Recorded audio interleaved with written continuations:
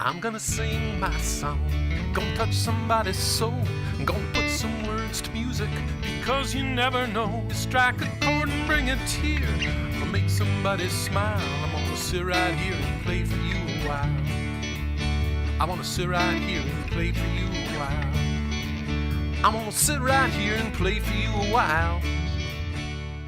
The Minnesota Association of Songwriters presents SongCasters, featuring performances of original music by our members.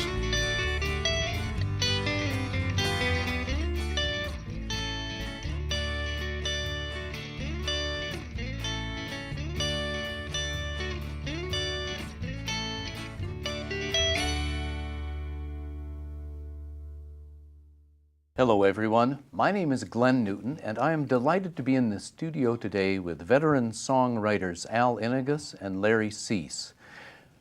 In the next half hour, Al and Larry are going to give us some insights into the art and craft of songwriting. Al, when did you first begin writing songs? Approximately 1970s. And what was it that inspired you to get into that? Events in my life that as I was walking along in the park, I was noticing how beautiful nature could be, and I started writing songs about those events. At that time, it wasn't really a song, it was just writing down the events. But eventually the songs started taking a rhythm and a life of their own. And at that time, did you already play guitar, or did you learn guitar because of that? I had already been playing guitar for quite a long time. Now, one of your songs is Walking Up on the Right Side of the Sod. What inspired you to write that one? My family history is that my grandpas that I never met, both were very resourceful and successful ranchers in West Texas. I never met them, so I decided I was going to become one of my grandpas. And the events that a rancher would go through from morning all the way through the events of the day and at the end of the day. So you put those into a poem and then set it to music? Was that the order? It was just the idea that I just wrote it down. That's the most important thing for any songwriter. You get an idea, just write it down. You know, don't wait 2 or 3 minutes, because by that time it's gone. You know, you don't have to make it rhyme, you don't have to make a song, just write the idea. Basically, the idea, the core of your idea is the title. So Walking Up on the Right Side of the Sod was the core of the idea that sprang into this song. Right. Yeah, I'm originally from Texas, and in Texas we have a saying that waking on the right side of the sod means like you're waking up on the right side of the bed and everything's going to go your way that day. So I just changed it a little bit with walking on the right side of the sod. Well, thanks for giving us some background. Now let's take a look at the finished result of this song.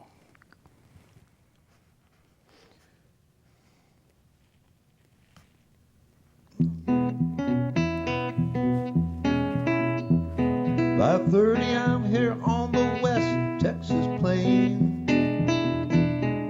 Don't have much but my family name. Sure is great to be who I am now, don't you see? 'Cause I'm walking on the right side of the sod. Come on, have across the southern fields. Milk the cows, fed the hens, and I made some deals. Sure is great to be who I am now, don't you see? 'Cause I'm walking on that right side of the sod.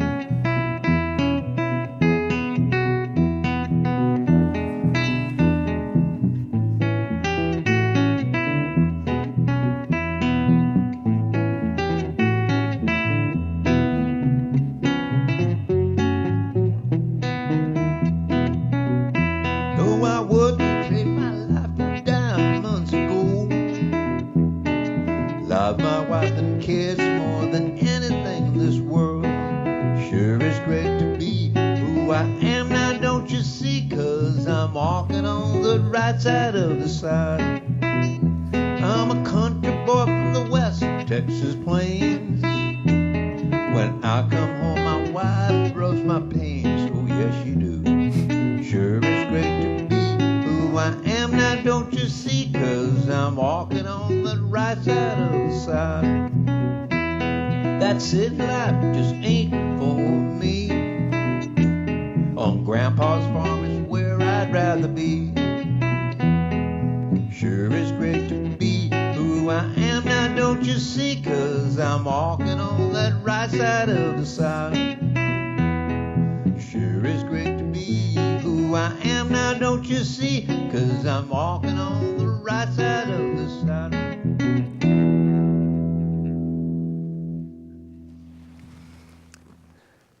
Oh, that's a great song, and it was so much fun following along on the lyric sheet that you'd provided too. Now, if a young songwriter comes up with a song that they feel that they'd like to get some feedback on, how can they do that? The Minnesota Association of Songwriters has wonderful resources. One of the resources that we actually meet at McNally Smith College of Music in St. Paul, and we have what is called a song review. You actually can perform your song live and give us a few lyric sheets, and then after you finish your performance, then we can evaluate and give you some helpful hints of how it may be improved. So that sounds like a good way to get peer review of your songs. Yep. Yeah, excellent, excellent. Now, when you were working on this particular song, how did you decide what to put into it? Did you fine-tune the verses over the way, or was this pretty much the way it started? Well, it was my brainchild, and eventually my brainchild matured within 2 years. At some point, then, you have to decide what key am I going to do in, and I'm sure some of our young songwriters want to get some advice on that too. What would you say? Okay, it would have to do with the style of music that you're going to play. If you're going to play guitar, what style would be best that would complement the lyrics? Mm-hmm. So, and then it would have to 100% have to be within your vocal range. You don't want to be singing, completely out of your vocal range, either too high or too low. Now, you've got lyrics, you've got an idea of what range it should be. How did you decide on the melody for it? The words themselves actually have rhythm and melody. If you become sensitive enough, you will actually feel where that's going to be going. So I noticed as we listened that the important words were ones that were longer, for instance. The ofs and the does just kind of fit in between. Right. Well, in some of my classes that I do teach is that the rhyming words are usually at the end of the sentence.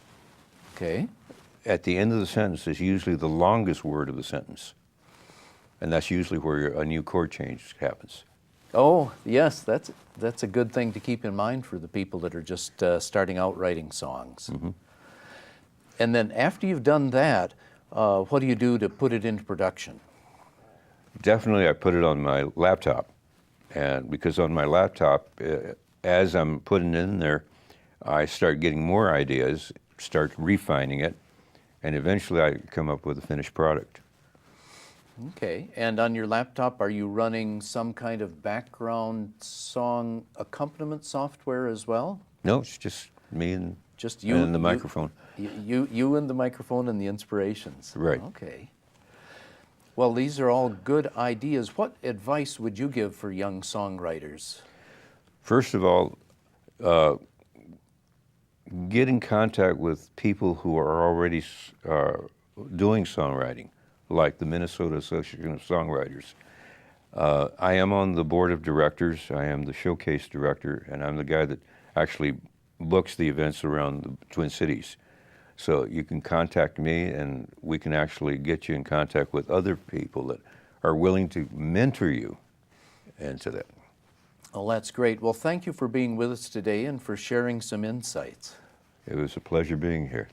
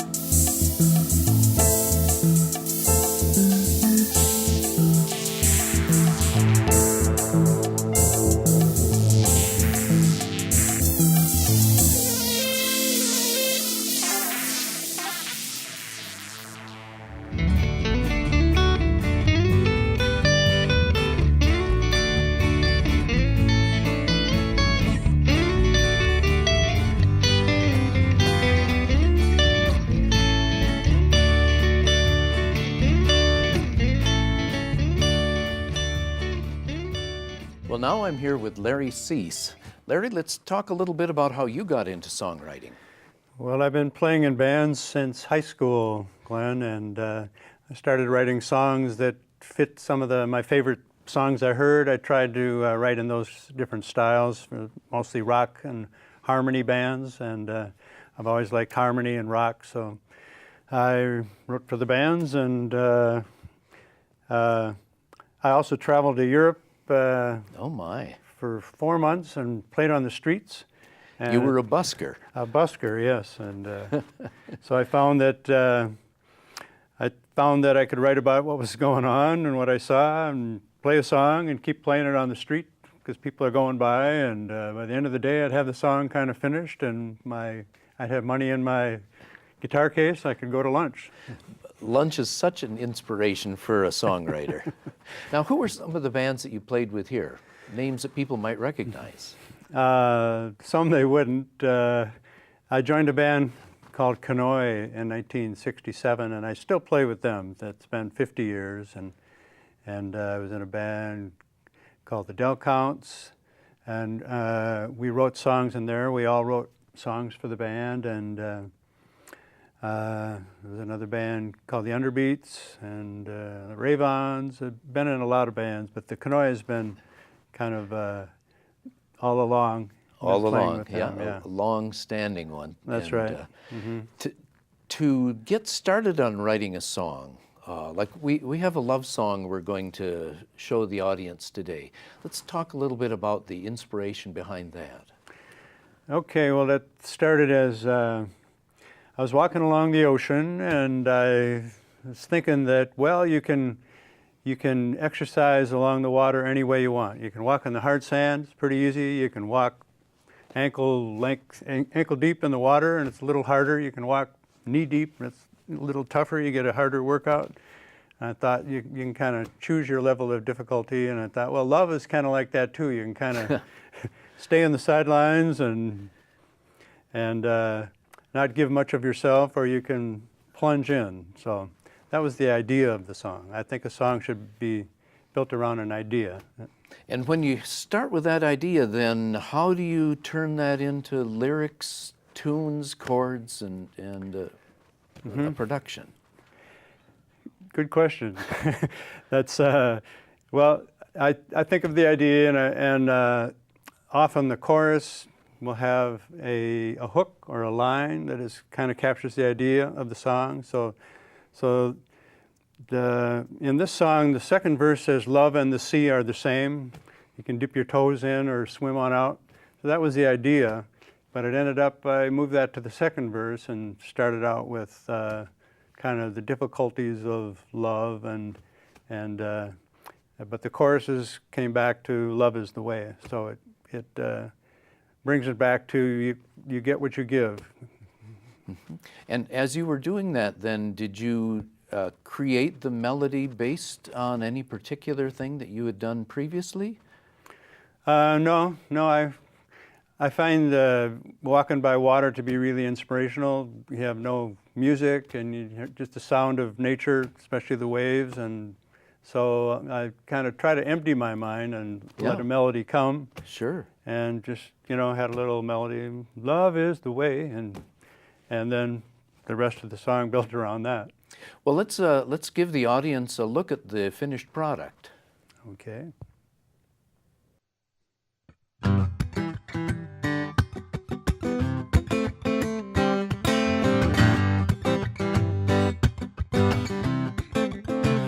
We've been racing around our ups and downs, chasing who's right, who's wrong, always coming back to hash it out,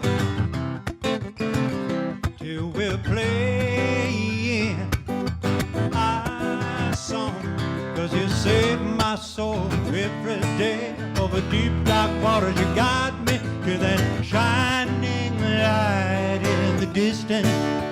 Love is the way. Get set free, give more, find more than we could believe. It's a never, ever ending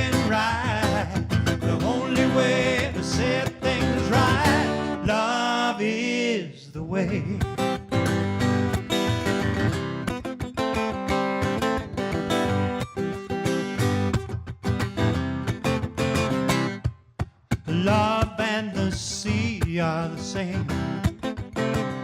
Dip your toes in or swim on out. Try to take it to tame. And watch the pushback pull you way down. You gotta face the wind, feel the swell roll with the wave. You can never tell in the glory of your finest moment. Love is the way. Get set free, give more, find more than we could believe. It's a never, ever ending ride. The only way to set things right. Love is the way. Something, attraction is enough. Something, thrills mean more than love. But all those hot, hot nights make you yearn for water to soothe you every day. Love is the way. Get set free, give more, find more than we could believe. It's a never, ever ending ride. The only way to set things right. Love is the way.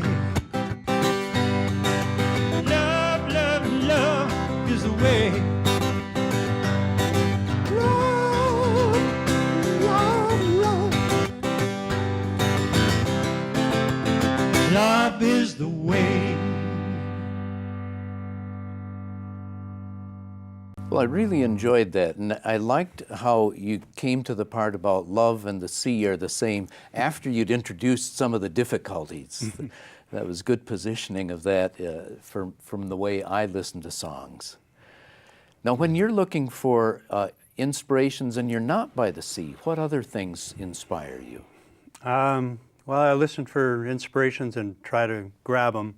You might just hear somebody in a coffee shop saying a line to somebody else and you go, oh, what was that? And write that down or put it in your phone or call yourself and leave a message.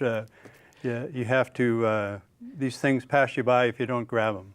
And that's so important for, I think, our young songwriters to remember, is that sometimes those inspirations are fleeting, and if you don't capture them, they may not come back again.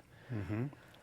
Yeah, that's right. And now everyone has a computer in their pocket, a way to save it in some way. Write it down or record it or talk it or sing it. Sometimes I go for a walk and get an idea and sing, and oh, that could be a verse, and then listen to it and sing a little more and listen to it, and oh, here's an idea for a chorus, and sing that, and you get back and you have all this material, and then you can see if you can put it together into a coherent song around an idea. And on this one, the idea of love is the way was the hook that kept recurring, and so that's what really will stick in people's minds, I think. Mm-hmm. Right, and you want to musically set that off too, so that you're underlining it by using the music, either going higher or changing chord or having it in such a way that it sticks out. Now, a little bit of production discussion here. There was one of you on camera, but I heard 3 voices. How did you do that? Well, I'm glad you're hearing voices, because I tried to make that happen. It's a little box and called a harmonizer, and you can set it. So I set it for one voice below mine and one above, and when I get to a chorus or where I want harmony, I can just push the button and it will read the chord.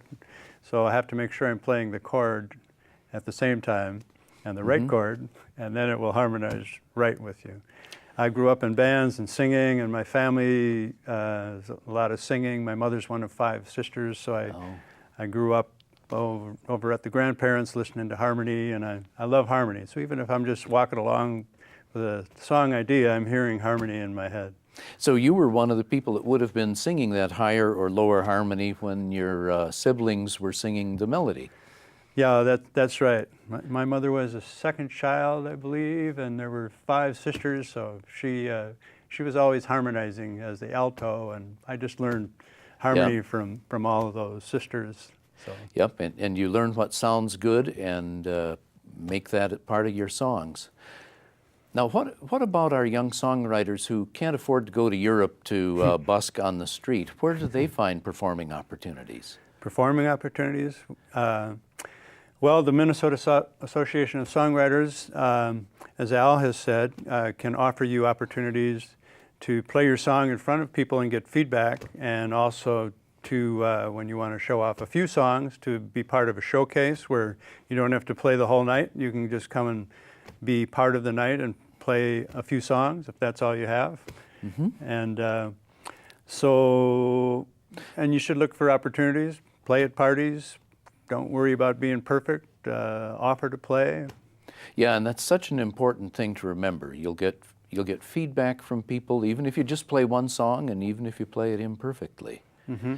So, any additional advice that you would give for young songwriters?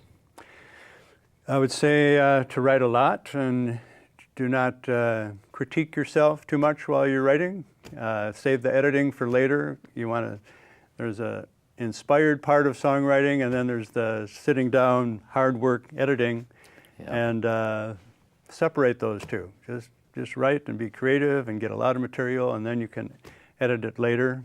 Write a lot of songs and enjoy it. Write what you like to sing. Match your singing with your writing, and play with other people if you like to. Some people enjoy that, you know. I love harmony, but you can't always have that, so you can use a harmonizer or sing solo.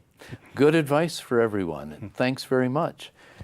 And thanks to all of you for joining the Minnesota Association of Songwriters today with our special guests, Ynigues and Larry Suess. Goodbye. Loneliness desires, rainbows are good enough for singing, and dreams are great to keep you warm without a fire. Going down that endless dusty road, traveling with a very light load, with my hat on cold and torn blue jeans, chasing rainbows and dreams. If you want to go chasing rainbows, if you want to go running after dreams, I'll tell you something confidential. Fantasies are better than a caged bird with wings. Fantasies are better than a caged bird with wings.